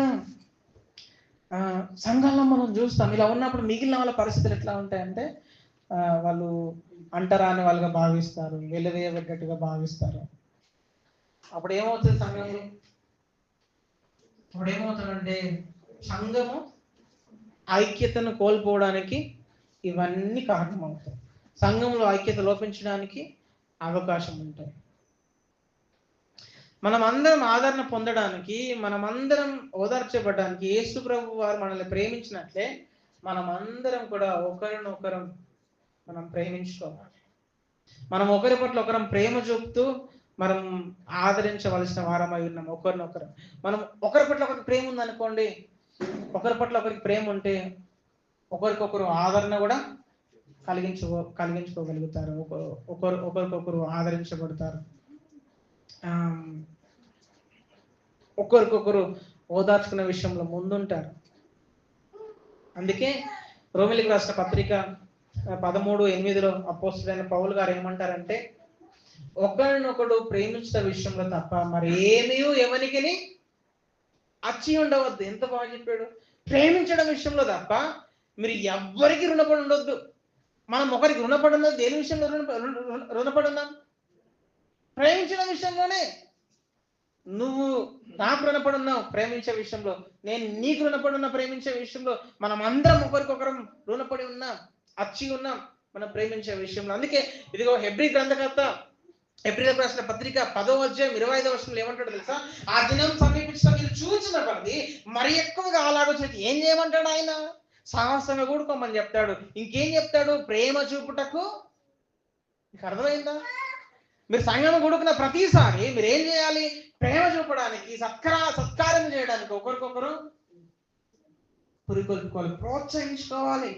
ప్రోత్సాహం రావాలి మీకు. సంఘంగా వస్తున్నప్పుడు ఆ సంఘంలో ఏం కనిపించాలి? ఒకరి పట్ల ఒకరికి ప్రేమ. సంఘంగా వచ్చిన ప్రతిసారి, సంఘంగా కూడుకుంటున్న ప్రతిసారి మనం ఒకరికి ఏం రుణపడి ఉన్నాం? ప్రేమించడమే రుణపడి ఉన్నాం మనం. అటువంటి ప్రేమ ఉన్నప్పుడు బాగా వినండి, సంఘంలో ఐక్యత లోపించడానికి అవకాశాలే ఉండవు. గ్రూపులు కట్టడం, గ్రూపిజాలు కట్టడం, ఇక ఆమె ఒకటి, ఈయన ఒకటి, ఆ గుంపు ఒకటి, ఈ గుంపు ఒకటి, ఇటువంటి గుంపులు ఉండవు సంఘంలో. కుటుంబం ఉంటుంది సంఘంలో కదా, కుటుంబ వాతావరణం ఉంటుంది, గుంపుల వాతావరణం ఉండదు, కుటుంబ వాతావరణం ఉంటుంది. నిజంగా సమస్యలు వాటంతటా అవి కొట్టుకొని పోవడానికి చాలా అవకాశాలు ఉంటాయి. మనం నిజంగా దేవుని ప్రేమను అనుభవించిన వాళ్ళం అయితే, దేవుని ప్రేమ మన జీవితంలో కుమ్మరించబడినది అయితే, నిజంగానే మనం ఒకరి పట్ల ఒకరు ప్రేమ చూపించడానికి మనం ఆతురత పడతాం. ఒకరి పట్ల మనకు ప్రేమ ఉన్నప్పుడు, వాళ్ళకు మన పట్ల ప్రేమ ఉన్నప్పుడు, ఈ పరస్పర ప్రేమ ఉన్నప్పుడు, మంచిగా వినండి, మరణమైన జీవమైన కదా, ప్రభుత్వాలైనా పరిస్థితులైనా ఏవైనా కూడా మనల్ని ఒకరిని విడదీయడానికి అవకాశం లేవు. అందుకే రోమిలకు రాసిన పత్రిక అపోస్తుడైన పౌలు గారు 8వ అధ్యాయం 38-39 వచనంలో ఇలా అంటాడు, మరణమైనను జీవమైనను, దేవదూతులైనను ప్రధానులైనను, ఉన్నవైనను రాబోవైనను, అధికారులైనను ఎత్తైనను లోతైనను సృష్టింపబడిన మరి ఏదైనను మన ప్రభు అయిన యేసుక్రీస్తు నందలి దేవుని ప్రేమ నుండి మనల్ని ఎడబాపనేరవని, ఏమైనా సరే మనల్ని వేటి నుంచి విడదీయలేదు మనల్ని. అందుకే పౌలు గారు ఏమంటాడంటే, ఇదిగో దేవుని ప్రేమను మీరు అనుభవిస్తే, మీరు మిమ్మల్ని దేవుని ప్రేమ నుండి ఏది విడదీయలేదు, ఆ దేవుని ప్రేమను మీరు అనుభవిస్తే, ఆ దేవుని ప్రేమను మీరు సంఘంలో ఒకరి పట్ల మీరు కలిగి ఉంటే, ఆ సంఘం నుండి కూడా మిమ్మల్ని ఏది విడదీయలేదు. ఆ ప్రేమ మీకున్నప్పుడు మీరు ఒకరినొకరు ఆదరించుకొనుడి అంటాడు. తెస్సలోనికీయులకు రాసిన పత్రిక 1వ పత్రిక 4:18 ఒకరినొకడు ఆదరించుకొనుడి అంటాడు. ప్రేమ ఉంటే మనం ఆదరించుకోవడం కూడా చేస్తాం, ఆదరించడం ఉంటుంది. ప్రేమ లేకపోతే ఆడు గంగలమైనా మనం పట్టించుకోం కదా, మట్టి కొట్టుకొని పోయినా మనం పట్టించుకోం. దేగం మన జీవితం, మన ఇష్టం, మన కోసం మనం స్వార్థంగా బ్రతుకుతాం. ప్రేమ ఉన్నప్పుడు ఒకరిని మనం ఘనంగా ఎంచడం, ఒకరి కోసం మనం తాపత్రయపడడం వంటివి ఉంటాయి. జాన్ ఫ్లైవెల్ అనే వ్యక్తి ఇలా అంటాడు, విశ్వాసులకు తుఫానులలో క్రీస్తు ప్రేమ విశ్రాంతి పొందే దిండు, సేద తీరుతూ ఆదరణ పొందే జీవపు ఊట. మనకు శ్రమలు, కష్టాలు, ఇబ్బందులు వస్తున్నప్పుడు మనకు రిలాక్సేషన్ ఇచ్చేది ఏంటి? దేవుని ప్రేమ. ఆ ప్రేమ ఎట్లా అంటారంటే, మనం మెత్తలెక్క, మన తల కింద పెట్టుకుని మెత్తలెక్క. ఆ ప్రేమ ఇంకే ఎట్లాంటిది మనకి? ఆ ప్రేమ మనకు దొరికినప్పుడు అబ్బా తని తీరా మనం కదా, మనం సేద తీర్చబడతాం. ఆ ప్రేమ మనకి ఎట్లాంటిదంటే జీవపు ఊట. ఆ ప్రేమ యేసుక్రీస్తులోనే దొరుకుతుంది. ఆ జీవపోట అన్నప్పుడు అది ఎప్పుడు ఎండిపోదు, అది నిరంతరం పారుతూనే ఉంటుంది. అక్కడ నుంచి మనకి ఎప్పుడు ఆదరణ దొరుకుతూనే ఉంటుంది. కానీ మమ్మల్ని ఇట్లా ప్రోత్సహించనివ్వండి. ఎవరినైనా నిందించడానికి అవకాశం ఉన్నప్పుడు దయచేసి నిందించకండి. నిందించే అవకాశం ఉన్నా నిందించకండి. నిందించడానికి నిదానించండి. ప్రేమతో ప్రతి ఒక్కరిని ఆదరించడానికి త్వరపడండి, పరిగెత్తండి ముందుకు. సంఘంగా ఐక్యతలు ఎదగడానికి ప్రేమించండి, ఒకరినొకరు ఆదరించుకోండి. అప్పుడు ఐక్యతను పాడు చేసే ప్రతిదాన్ని మీ నుండి మీరు దూరం చేయగలుగుతారు. ఐక్యతను ఖరాబ్ చేయడానికి, ఐక్యతకు అడ్డంగా ఏవైతే ఉంటాయో, మనుషులైనా పరిస్థితులైనా ఇంకేమైనా, అవన్నిటి మీరు దూరం చేయగలుగుతారు. అవి మనకు దూరం అయిపోతాయి. రండి, ఇప్పటిదాకా మనం సంఘ ఐక్యత కోసం దేవుడిచ్చిన వనరులలో మొదటిగా మనం ఏం చేసాం? యేసుక్రీస్తుల ప్రోత్సాహం, ఊరట అని చేసాం. సంఘ ఐక్యత కోసం దేవుడిచ్చిన వనరులలో రెండవదిగా ఏం చేసాం? యేసుక్రీస్తు ప్రేమ వల్ల కలిగిన ఆదరణ అని చూసాం. ఇప్పుడు మూడవదిగా చూద్దాం. రండి, త్వరగా రండి. ఫిలిప్పీలకు రాసిన పత్రిక 2వ అధ్యాయం 1వ వచనం ఏమంటాడు? కావున క్రీస్తునందు ఏ హెచ్చరిక అయినను, ప్రేమ వలన ఆదరణ అయినను, ఆత్మయందు ఏ సహాసమైనను కదా, ఇంగ్లీష్ లో ఇలా ఉంది, participation in the spirit, fellowship in the spirit అన్నమాట ఇక్కడ ఇక్కడ ఉపయోగిస్తూ వచ్చాడు పౌలు గారు. మంచిగా వినండి. ఒక వ్యక్తి యేసుక్రీస్తు ప్రభువులో విశ్వాసం ఉంచడం ద్వారా ఏమైంది ఆ వ్యక్తి జీవితంలో? ఆ వ్యక్తి రక్షించబడ్డాడు. అవునా కదా? విశ్వాసం ఉంచడం ద్వారానే రక్షించబడ్డాడు. రక్షించబడిన వ్యక్తిలో ఎవరు నివాసం ఏర్పాటు చేసుకున్నారు? పరిశుద్ధాత్మ దేవుడు. ఏ వ్యక్తి అయితే యేసు ప్రభువులో తన పాప స్థితిని గుర్తించి విశ్వాసం ఉంచాడో ఆ వ్యక్తి ఆ క్షణమే ఎవరితో నింపబడ్డాడు? పరిశుద్ధాత్మ దేవునితో నింపబడ్డాడు. పరిశుద్ధాత్మ దేవునితో నింపబడ్డ మాత్రమే కదా ఆ వ్యక్తి పరిశుద్ధాత్మ దేవుని ద్వారా సంఘంలోకి కూడా చేర్చబడ్డాడు. మనం ఇంతకుముందు నేర్చుకున్నాం కదా ఆత్మ బాప్తిజం. ఆత్మ బాప్తిజం అంటే ఏంటి? యేసుక్రీస్తు నందు విశ్వాసం ఉంచినటువంటి వ్యక్తి పరిశుద్ధాత్మ దేవుని ద్వారా సంఘంలోకి చేర్చబడ్డాడు.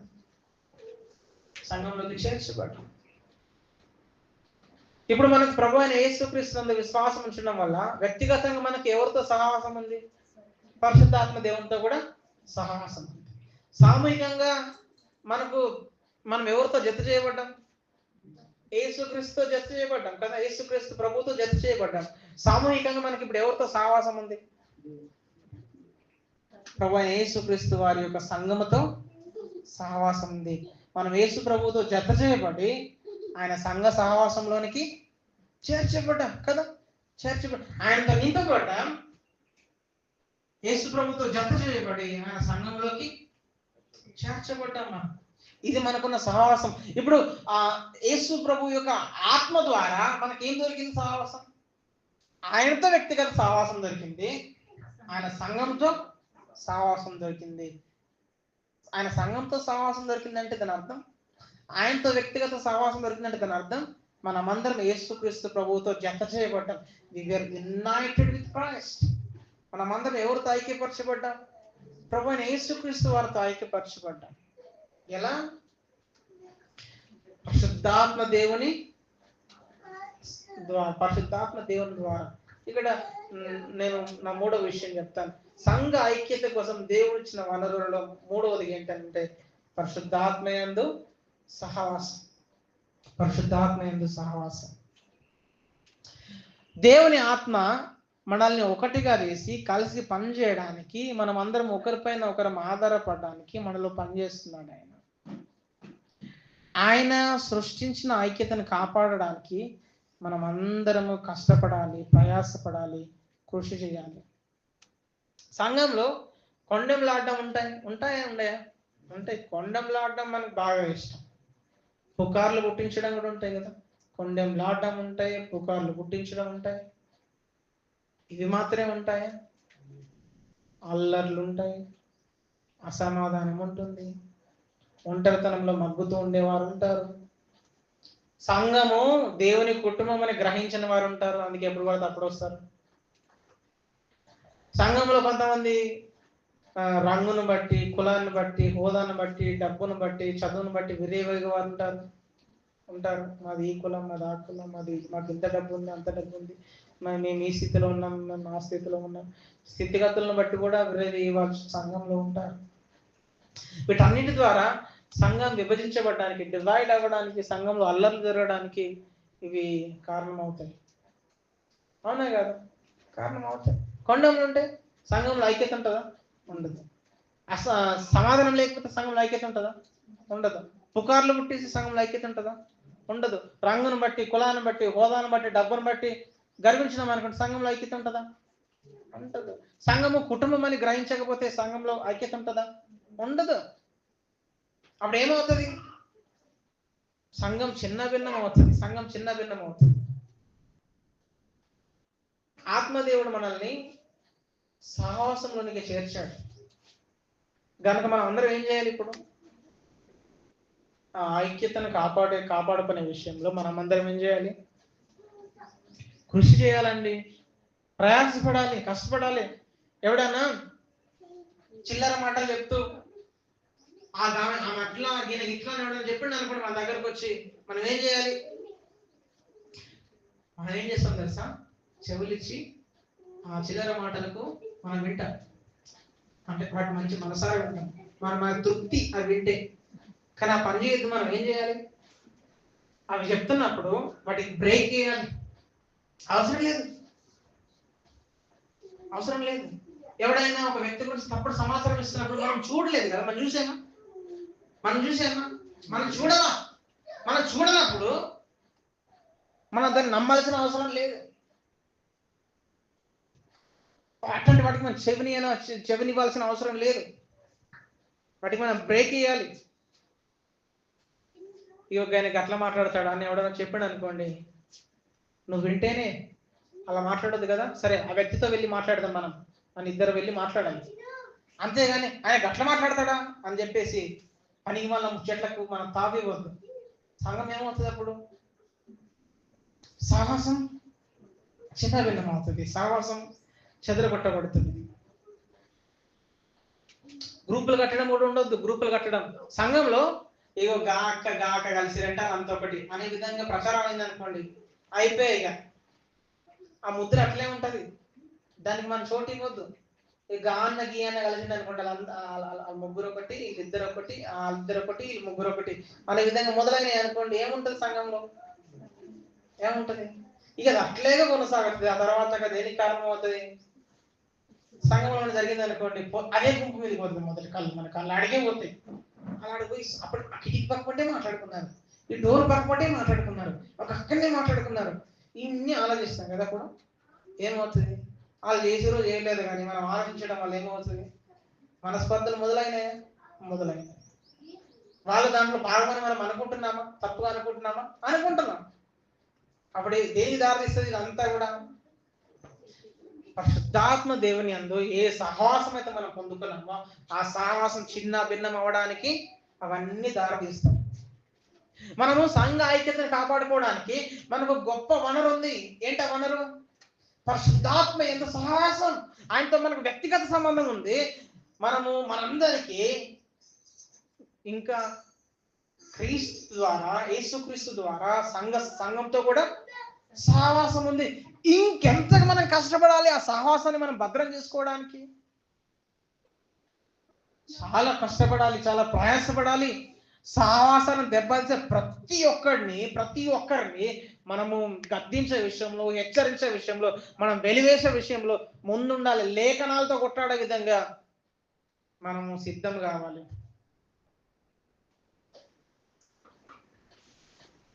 యేసుక్రీస్తు ప్రభువారు తన శిలువ కార్యం ద్వారా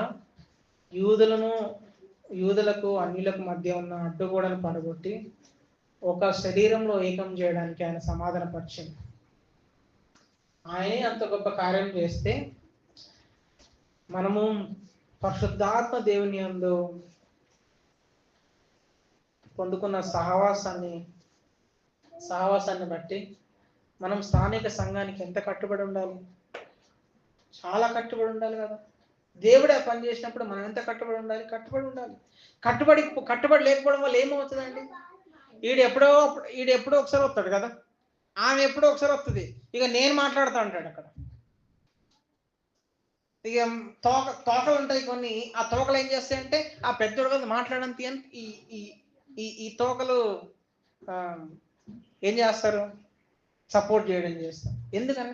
ఆడ సంఘానికి కట్టుబడలా, వీళ్ళు ఒత్తు రాకుండా వీళ్ళు సంఘానికి కట్టుబడలా. వీళ్ళు సంఘానికి కట్టుబడి అంటే ఎప్పుడో ఒకసారి వచ్చినానికి ఎందుకు వత్తాసు పలుకుతారా? వత్తాసు పలుకరు.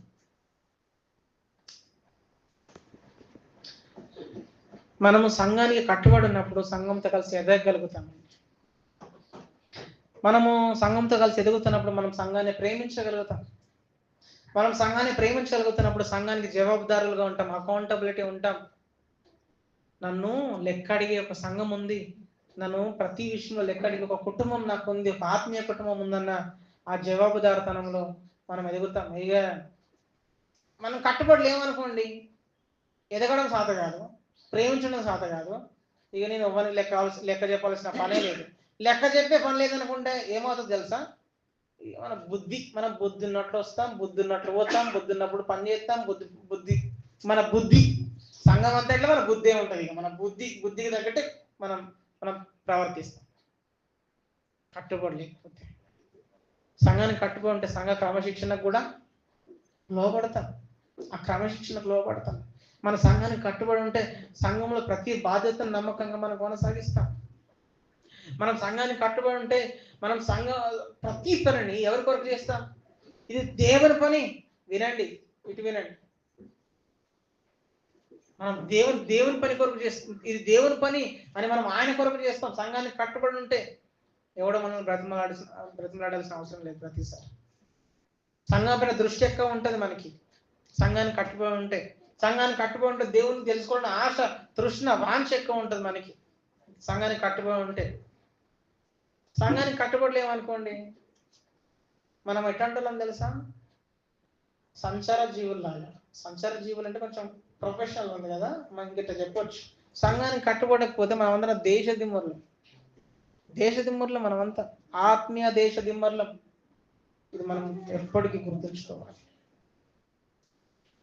మన సంఘానికి కట్టుబడినప్పుడు పగలు ప్రతీకారాలు ఉండవు. సంఘంలో కోపాలు తాపాలు ఉండవు. ఒకరిని ప్రేమించకుండా అడ్డం వచ్చే ప్రతిదాన్ని మనం పక్కకు పెడతాం. మనం సంఘానికి కట్టుబడి ఉన్నప్పుడు. మనం సంఘానికి ఎప్పుడు కట్టుబడి ఉంటామో తెలుసా? నిజంగా పరిశుద్ధాత్మ దేవునితో నింపబడ్డప్పుడు, ఆ పరిశుద్ధాత్మ దేవుని ద్వారా మనం సంఘంలోకి చేర్చబడ్డప్పుడు మన సంఘానికి కట్టుబడి ఉంటాం. సంఘం పైన దృష్టి మనకి ఎక్కువ ఉంటుంది.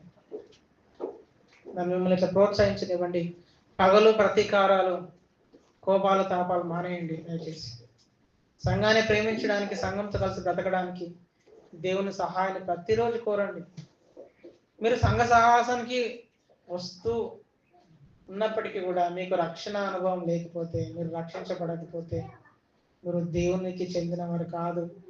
మీరు దేవునితో నింపబడ్డవారు, దేవుని ఆత్మతో నింపబడ్డవారు కాదు. దేవుని ఆత్మ సహవాసంలో ఉన్నవారు కాదు అని గుర్తుంచుకోండి. ఇవేవి మీరు కాకపోతే మీరు దేవుని సంఘానికి సంబంధించిన వారు కూడా కాదు అనే విషయాన్ని గుర్తించండి. ఇప్పటిదాకా మనం సంఘ ఐక్యత కోసం దేవుడిచ్చిన వనరులలో మొదటిగా యేసుక్రీస్తు ప్రోత్సాహం, ఊరట అని చూసాం. రెండవదిగా యేసుక్రీస్తు ప్రేమ వల్ల కలిగిన ఆదరణ అని చూసాం.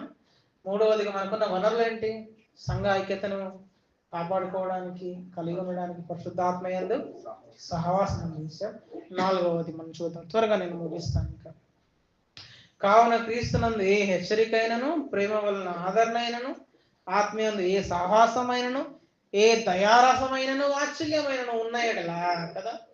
దయారసమైనను, వాత్సల్యమైన ఉన్నాయడలా మీరంతా ఏం చేయమని చెప్తాడు ఆయన ఇప్పుడు? ఎవరిలో? క్రీస్తునందు దయారసం ఉంటే, క్రీస్తునందు వాత్సల్యం మీకుంటే మీరందరూ ఏం చేయండి? మీరందరూ ఏక మనసు కలిగి ఉండండి. మీరందరూ ఏకభావం కలిగి ఉండండి. మీరు ఒకదాని అందే మనసు ఉంచండి అని ఎవరు చెప్తారు ఇప్పుడు? పౌలు గారు ఫిలిప్పీ సంఘానికి చెప్పడం మనం చూస్తాం. ఫిలిప్పీ సంఘం అంతర్గతంగా సమస్యలు ఎదుర్కొంటుంది కదా. బయట నుంచి సమస్యలు వస్తున్నాయి సంఘానికి, ఫిలిప్పీ సంఘానికి లోపల నుంచి కూడా సమస్యలు వస్తున్నాయి. ఇదివరకే సమస్యలు ఎదుర్కొంటున్న ఒక వ్యక్తి, ఇదివరకే జైలు శిక్ష అనుభవిస్తున్నటువంటి ఒక వ్యక్తి, ఇదివరకే ఇబ్బందులు కూడా వెళ్తున్నటువంటి ఒక వ్యక్తి, ఆయన ఏమంటాడంటే, మీరు యేసుక్రీస్తు ప్రభువులో ఆయన దయను, ఆయన వాత్సల్యమును పొందుకున్నారు. ఆయన అపారమైన ప్రేమను, ఆయన అపారమైన కనికరాన్ని మీరు అనుభవించారు కదా. కాబట్టి మీరు ఒక్క మనసుతో, ఒక్క భావంతో మీరు జీవించండి, మీరు మీరు మీరు ప్రవర్తించండి. అలా చేస్తున్న సంతోషాన్ని పరిపూర్ణం చేయండి అని చెప్తారు. ఇలా చేయడం వల్ల ఏం జరుగుతుంది? ఇలా చేయడం వల్ల మీరు సంఘ ఐక్యత కోసము ప్రయాసపడతారు, మీరు సంఘ ఐక్యతను వెంటాడుతారు అని పౌలు గారు సంఘాన్ని ప్రోత్సహించడం మనం చూస్తాం. సంఘ ఐక్యత కోసం దేవుడిచ్చిన వనరులలో చివరి వనరులు ఏంటో తెలుసా? దయావాత్సల్యం.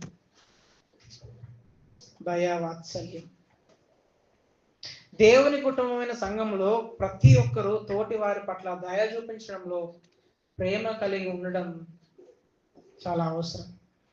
తోటి వారి పట్ల దయ చూపించడం, ప్రేమ కలిగి ఉండడం ఆత్మ సంబంధమైన ఐక్యతకు ఆధారంగా ఉంటుంది, దారతీస్తుంది. ఒకరి పట్ల మనం నిస్వార్థంగా దయను చూపించినప్పుడు, వాత్సల్యం చూపించినప్పుడు దయ అంటే మీకు ఐడియా ఉంది కదా, నేను పెద్దగా వివరించాల్సిన అవసరం లేదనుకుంటున్నాను. దయ చూపించడం, వాత్సల్యం అన్నప్పుడు కనికరం చూపించడం, శ్రద్ధ చూపించడం, సానుభూతి చూపించడం, ఈ ఈ అపారమైన ప్రేమ అంటే ఆ వ్యక్తి నుంచి నువ్వు ఏది కోరుకోకుండా వ్యక్తిని ప్రేమ చూపించడం అంటే అర్థాలు వస్తాయి. మనం ఇటువంటి కనికరం, శ్రద్ధ, అపారమైన ప్రేమ, దయను మనము తోటి వారి పట్ల మనం చూపిస్తున్నప్పుడు సంఘము ఒకే మనసుతో, ఒకే ప్రేమలో, ఒకే భావంతో ఎదుగుతూ ఐక్యతను చేతల్లో చూపిస్తుంది, మాటల్లో కూడా చూపిస్తుంది, క్రియలో కనబడుతుంది ఐక్యత కదా. ఇప్పుడు మేమంతా ఒకటి అని మనం మన మన మన మన హస్తాన్ని తీసి చెప్పామనుకోండి, హస్తాన్ని చూపించి మనం ఉదాహరణగా మాట్లాడితే, జస్ట్ మీకు ఇది అర్థం కావడానికి వినండి. మన హస్తం ఉంది కదా, హస్తం అంటే దీన్ని ఏమంటారు ఇంకా, దీన్ని ఈ అరచేయి ఉంది కదా. ఇప్పుడు ఈ వేళ్ళు మాట్లాడుకుంటున్నాయి అనుకుందాం, ఈ వేళ్ళు మేమంతా ఒకటి, ఇప్పుడు ఈ చూపుడు వేలు మేమంతా ఒకటి అన్నది అనుకోండి, ఎక్కడుంది ఒకటి, ఎక్కడుంది? చిటికిన వేలు మేమంతా ఒకటి అన్నాం అనుకోండి, ఎట్లుంది? ఇప్పుడు బట్ వేలు మేమంతా ఒకటి అన్నది అనుకోండి, ఎక్కడుంది ఒకటి? ఇక్కడ ఎక్కడుంది ఇలా ఐకమత్యం? కానీ మేమంతా ఒకటి అనేది ఎక్కడ కనిపిస్తుంది? అది దాని క్రియలో కనిపిస్తుంది కదా, దాని చేతల్లో కనిపిస్తుంది. ఇప్పుడు ఈ అరిచేయి దీన్ని ఆయన పట్టుకున్నప్పుడు ఇదంతా ఒకటి అన్న విషయం అక్కడ కనబడుతుంది, దాని పనిలో కనిపిస్తుంది కదా. మనం కూడా మంచిగా వినండి, మనం ఒకరి పట్ల దయను, ఒకరి పట్ల కనికరాన్ని, శ్రద్ధను, అపారమైన ప్రేమను మనం చూపిస్తున్నప్పుడు మనం అంతా ఒకటే అని నువ్వు ఒక్కరు చెప్పినప్పుడు కాదు, మనం అంతా ఒకటనే విషయం ఎక్కడ కనిపిస్తుంది?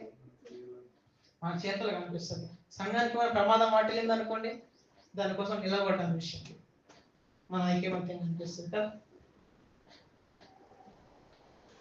మంచిగా వినండి, సంఘంలో ఏమైనా గలిబిలు మొదలైంది అనుకోండి, ఆ గలిబిలు అంతటిని ఏమంటారు, దాన్ని సర్దుమని అంటే దాన్ని పోగొట్టడానికి, అది సర్దుమణిగే విధంగా చేయడానికి, లేకపోతే ఆ గలిబిల్ని తొలగించడానికి సంఘం యొక్క ఐక్యమత్యం అక్కడ కనిపిస్తుంది కదా. సంఘం అంతా పనిచేసినప్పుడు అక్కడ ఐక్యమత్యం కనిపిస్తుంది. ఎఫ్బి మేయర్ అనే వ్యక్తి ఏమంటాడంటే, ఈ దయా వాత్సల్యం ఏమంటాడంటే బౌల్స్ ఆఫ్ మెర్సీస్ అంటాడు. బౌల్స్ ఆఫ్ మెర్సీస్ అని వాడుతూ వచ్చాడు ఎఫ్బి మేయర్ అనే వ్యక్తి. ఎందుకు అది వాడుతూ వచ్చాడు అని నేను చదువుతున్నప్పుడు ఏమర్థం, అందులో నేను చదివింది నేను మీకు చెప్తాను. బౌల్స్ ఆఫ్ మెర్సీస్ అనే ఆయన వాడటానికి వాళ్ళ ఉద్దేశం ఏంటంటే, మనము సంఘ ఐక్యతలు ఎదగడానికి మనలో నుంచి ఒకరి పట్ల శ్రద్ధ, మనలో నుంచి ఒకరి పట్ల ఉండవలసిన కనికరం, మనం ఒకరి పట్ల చూపించవలసిన ప్రేమ, ఒకరి పట్ల చూపించవలసిన దయ ఎట్లా పొరలో తెలుసా? ఒక గ్లాసులో నీళ్లు నిండేంతగా మనం పోస్తాం చూడండి, అప్పుడు నీళ్ళు ఏమవుతాయి? కింద పడుతూ ఉంటాయి, నిండి పొర్లి పారుతూ ఉంటాయి. ఒకరి పట్ల కనికరం, శ్రద్ధ, అపారమైన ప్రేమ, దయ కూడా మనలో నుంచి అట్లా పొంగి పొర్లాలి. అట్లా జరుగుతున్నప్పుడు సంఘము ఐక్యంగా కొనసాగుతుంది, సంఘము ఐక్యతలు ఎదుగుతుంది. సంఘము అలా ఐక్యతలు ఉండడానికి దేవుడు ఇచ్చిన వనరు ఇదే. ఇంకొక మాటలో మనకు అర్థం కావడానికి చెప్పాలంటే, మానవత్వాన్ని చూపించడం, ఒకరి పట్ల ఎప్పుడు మానవత్వాన్ని చూపించడం, ఒకరి పట్ల ఎప్పుడు సానుభూతి చూపించడం, ఇది పొంగాలి మన జీవితంలో నుంచి. కష్టం వచ్చినప్పుడే మానవత్వాన్ని చూపించడం కాదు, మన ప్రతి మాట, ప్రతి క్షణం ఒకరి పట్ల మానవత్వాన్ని కనపరుస్తూనే ఉండాలి, ఆ భావజాలాన్ని మనం చూపిస్తూనే ఉండాలి. స్థానిక సంఘంలో కొంతమంది తాగుడులకు, వ్యసనాలకు అలవాటు పడ్డ వాళ్ళు ఉంటారు కదా, వాళ్ళని చూసి చీదరించుకోవడం కాదు, వాళ్ళ పట్ల సానుభూతి చూపించి మానవత్వం చూపిస్తూ, వాళ్ళ పట్ల శ్రద్ధ చూపిస్తూ, కనికరం చూపిస్తూ, వాళ్ళు మారే విధంగా వాళ్ళతో మాట్లాడాలి కదా. వాళ్ళతో మాట్లాడాలి, వాళ్ళ కొరకు ప్రార్థన చేయాలి, వాళ్ళని హెచ్చరించాలి. తాగుబోతు వాళ్ళు ఉంటే, ఒకవేళ మానసిక ఒత్తిళ్లకు గురైన వాళ్ళు కూడా ఉంటారు సంఘంలో, ఉంటారు లేదా? ఉంటారు. మానసికంగా ఇబ్బంది పడే వాళ్ళు ఉంటారు. వాళ్ళని చూసి మనం మన మానవత్వాన్ని అక్కడ చూపించాలి, మన కనికరాన్ని, మన దయను వారి పట్ల చూపించాలి. ఎందుకంటే ఆ దయను వాత్సల్యం మనం ఎవరి దగ్గర పొందుకున్నాం? ఆ దయా వాత్సల్యం ఆయన చూపించకపోతే మనం ఈరోజు రక్షించబడిన స్థితిలో ఉండేవాళ్ళం కాదు, సంఘంగా ఉండేవాళ్ళం కాదు. అది పొందుకున్నాం. మనము ఎవరైనా మానసికంగా ఇబ్బంది పడుతూ ఉంటే వాళ్ళ దగ్గరికి వెళ్ళి మనము ఆ దయను, ఆ వాత్సల్యము, ఆ కనికరమును, ఆ శ్రద్ధను, ఆ అపారమైన ప్రేమను, ఆ మానవత్వాన్ని, ఆ సానుభూతిని వారి పట్ల చూపించాలి. మేము మీకున్నాం, మీరు టెన్షన్ తీసుకోకండి అని మనం వాళ్ళకి భరోసాని ఇవ్వగలగాలి. ఎవరికి డబ్బులు ఇవ్వకపోయినా పర్వాలేదు, కానీ వాళ్ళతో మీతో మేము ఉంటాము అనే ధైర్యాన్ని వాళ్ళకు ఖచ్చితంగా ఇవ్వగలగాలి. ఇది ఎప్పుడు సాధ్యమవుతుందనంటే నీ పట్ల, నా పట్ల ప్రాణం పెట్టేంతగా దయను, ఆశ్చర్యాన్ని చూపించిన యేసుక్రీస్తు ప్రభు వారిని మనం విశ్వాసించినప్పుడు ఇది సాధ్యమవుతుంది. కొంతమంది అనారోగ్యం గుండా వెళ్ళే వాళ్ళు ఉంటారు కదా, రోగాలతో బాధపడే వాళ్ళు ఉంటారు, దీర్ఘకాలిక రోగాలు, ఇక అవి తగ్గవు, చాలా ఎక్కువ ఉంటాయి వాళ్ళ జీవితంలో. అంటే అది ఆ రోగం అట్లే ఉంటుంది, ఎన్ని మందులు వాడినా ఎంత చేసినా కూడా రోగం తగ్గదు మన జీవితంలో. అప్పుడు మనం వాళ్ళకి ధైర్యాన్ని ఇవ్వాలి. వాళ్ళ మానవత్వం చూపించే విషయం, జాగ్రత్తగా వెళ్ళి మానవత్వం చూపించే విషయంలో, వాళ్ళ పట్ల సానుభూతి చూపించే విషయంలో వాళ్ళకి మనం వాళ్ళ పట్ల మనం ప్రయాసపడాలి, వాళ్ళ దగ్గరికి వెళ్ళాలి, వాళ్ళకి మనం చెప్పగలగాలి. దేవుడిని స్వస్థపరుస్తాడని కాదు, ఇదిగో ఈ అది వాళ్ళు రక్షించబడ్డ వ్యక్తులైతే నీ భయంకరమైన రోగం నుండి ప్రభు నిన్ను రక్షించాడు అని వాళ్ళని మనం బలపరచగలగాలి. వాళ్ళు రక్షణ లేని వాళ్ళైతే ఇదిగో ఇది కాదు నీ జీవితంలో పోవాల్సినది, నీ జీవితంలో పోవాల్సినది పాపం, ఇదిగో యేసుక్రీస్తునందు విశ్వాసం ఉంచు అని మనము ధైర్యం చెప్పగలగాలి. ఇది ఎప్పుడు సాధ్యమవుతుంది?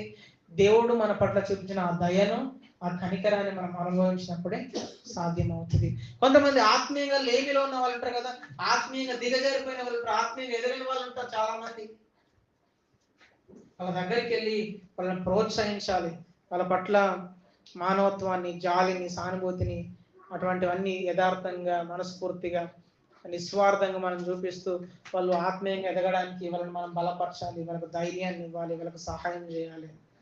ఇది ఎప్పుడు సాధ్యమవుతుందంటే ఎవరైతే యేసుక్రీస్తు ప్రభువునందు విశ్వాసం ఉంచి రక్షించబడి ఆయన దయను, వాత్సల్యాన్ని అనుభవిస్తున్నారో వాళ్ళు ఈ పని చేయగలుగుతారు. ప్రభు అయిన యేసుక్రీస్తు వారు పాపుల పట్ల కనికరం చూపించాడు, శ్రద్ధ చూపించాడు. అప్పుడు ఉన్న రోగులపై ఆయన దృష్టి పెట్టాడు, పట్టణాల గురించి కన్నీరు విడిచాడు, మరణం వరకు ఆయన దయను, ఆయన కనికరాన్ని, ఆయన వాత్సల్యాన్ని చూపించాడు. దాని రుజువే రక్షించబడిన నువ్వు నేను. మరి ఎంతగా మన జీవితంలో దయా, వాత్సల్యం, కనికరం, ప్రేమ, శ్రద్ధ, సానుభూతి, జాలి, దయ, మానవత్వం ఇవన్నీ పొంగి పొర్లాలి, చాలా పొంగి పొర్లాలి కదా. అవి అవి అవి మన జీవితంలో చాలా ఎక్కువగా రావాలి. అలా ఉన్నప్పుడు నిస్వార్థంగా ఒకరి పట్ల మనం ప్రవర్తిస్తున్నప్పుడు, యథార్థంగా ఒకరి పట్ల మనం జాలి చూపించే విషయంలో, సానుభూతి చూపించే విషయంలో, శ్రద్ధ చూపించే విషయంలో, ప్రేమించే విషయంలో, ఆతిథ్యం ఇచ్చే విషయంలో, మనము ఒకరి గురించి ప్రార్థించే విషయంలో, ఒకరికి లేఖనాలు వివరించే విషయంలో, ఒకరిని హెచ్చరించే విషయంలో, ఒకరికి బుద్ధి చెప్పే విషయంలో, ఒకరికి తరబిదించే విషయంలో మనం ప్రయాసపడుతున్నప్పుడు మంచిగా వినండి, మనం సంఘ ఐక్యతను కాపాడుకోగలుగుతాం. మనం మిమ్మల్ని ఇట్లా ప్రోత్సహించనివ్వండి, మీ హృదయాలను కఠినపరచుకోకండి. దయచేసి క్రీస్తు యేసు వారు చూపిన అనురాగాలను పెంపొందించుకోండి. నీ పట్ల ఆయన ఏ ఆప్యాయత చూపించాడో, ఏ అనురాగం చూపించాడో దయచేసి ఇదిగో అది మీ జీవితంలో ఎదిగే విధంగా మీరు ప్రయత్నం చేయండి. మీరందరూ క్షమించే వారిగా ఉండండి, మీరందరూ ఓపిక కలిగిన వ్యక్తులుగా ఉండండి, తోటి సభ్యుల పట్ల అమర్యాదగా ప్రవర్తించకండి, మృదువుగా ఉండండి. వాళ్ళ పట్ల మీరు అపారమైన ప్రేమను చూపిస్తున్నారన్న విషయం వాళ్ళకి అర్థమయ్యే విధంగా మీ జీవితాన్ని వాళ్ళ ముందు ప్రదర్శించండి. ఇప్పటిదాకా మనం సంఘ ఐక్యత కోసం దేవుడు ఇచ్చిన వనరులలో 4 విషయాలు చూసాం. మొదటిగా యేసుక్రీస్తుల ప్రోత్సాహము, ఊరట అని చూసాం. రెండవదిగా యేసుక్రీస్తు ప్రేమ వల్ల కలిగిన ఆదరణ అని చూసాం. పరిశుద్ధాత్మయందు సహవాసం అని చూసాం. చివరిగా దయా వాత్సల్యం అని కూడా చూసాం. నేను మిమ్మల్ని ఇట్లా ప్రోత్సహిస్తాను, దయచేసి ఈ మాటలు వినండి. సంఘ ఐక్యతను పాడు చేసే విధంగా ఎవ్వరూ మిమ్మల్ని ప్రేరేపించిన, ఎవ్వరు మీ దగ్గరకు వచ్చి మాయ మాటలు చెప్పినా మీరు ఒకటి గుర్తుంచుకోండి, ఆ యేసయ్య నీకు పాపం నుండి ఊరటనిచ్చి ఆయన ప్రేమ వల్ల నిన్ను ఓదార్చి ఆదరించి తన ఆత్మ ద్వారా నిన్ను సంఘంలోకి సంఘ సహవాసంలోకి చేర్చి తనతో సహవాసంలోకి చేర్చుకొని నీ పట్ల ప్రతిదినం తన కృపను, తన దయను, తన వాత్సల్యాన్ని ఆయన మర్చిపోకుండా నీ పట్ల చూపిస్తున్నాడు. ఇవన్నీ గుర్తు చేసుకుంటూ సంఘం యొక్క ఐక్యత కోసం పాటుపడండి. సంఘ ఐక్యత కోసం ఇచ్చిన ఈ వనరులన్నింటినీ కూడా సంఘ ఐక్యతను పాడు చేసే వారిని ఎదిరించడానికి మీరు దృష్టిలో పెట్టుకోండి. వారికి సహకరించకుండా ఉండడానికి మీరు ఈ వనరులను బట్టి మిమ్మల్ని మీరు బలపరచుకోండి. సంఘ ఐక్యతను కోసం పాడు చేయడానికి మీలో ఎవరైనా ప్రయత్నం చేస్తూ ఉంటే ఆ సంఘాన్ని యేసయ్య ఎంత ప్రేమిస్తున్నాడో నీకు అర్థం కాలేదన్న విషయాన్ని గుర్తించండి. ఆ సంఘము దేవుంది, ఆ సంఘం కోసం ఆయనే ప్రాణం పెట్టాడన్న విషయాన్ని మీరు గుర్తు చేసుకోండి. మీరు వ్యతిరేకంగా చేసే కార్యకలాపాలు, పనులన్నీ కూడా ఆయనకు వ్యతిరేకంగా చేస్తున్నారన్న విషయాన్ని మీరు మర్చిపోకండి. సంఘ ఐక్యతను కాపాడకుండా మీరు సంఘంలో జరుగుతున్న ప్రతి అల్లర్ను, సమస్యను చూసి చూడకుండా వెళ్ళకండి. సంఘ ఐక్యతను కూడా ఖరాబ్ చేయాలని ప్రయత్నిస్తూ ఉంటే దయచేసి వాళ్ళతో చేతులు కలపకండి. కలిపారా, మీరు మనుషులతో కాదు పెట్టుకునేది, మీరు దేవునితో పెట్టుకుంటారు, మీరు దేవునితో ఆటలాడుతారు. అది మీరు గుర్తుంచుకోవాల్సిందిగా నేను మిమ్మల్ని బ్రతిమలాడుతున్నాను. మనం ప్రార్థన చేద్దాం. దేవుని సహాయాన్ని కోరుదాం ఈ విషయంలో.